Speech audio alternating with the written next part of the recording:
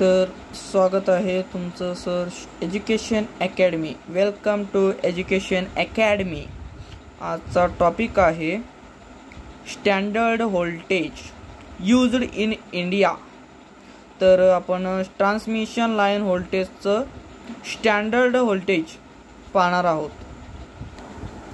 तर सुरू करूया.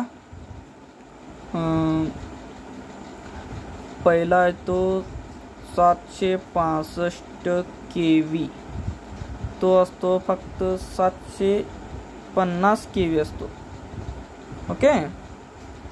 आणि नेक्स्ट आहे 400 kV. 400 kV आपण यूज करतो. आणि नेक्स्ट आहे 210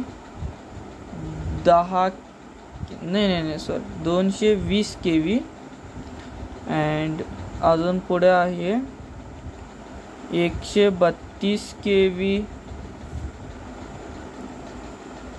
110 kV and direct 66 kV, 33 kV, अजून 22 kV, अजून 11 kV. तर एवढे ट्रान्समिशन लाईन मध्ये यूज करणारे इंडियामध्ये यूज होणारे व्होल्टेज आहेत. तर व्हिडिओ आवडला असेल तर लाईक करा, शेअर करा, कमेंट करा, सबस्क्राईब करा. थँक्यू.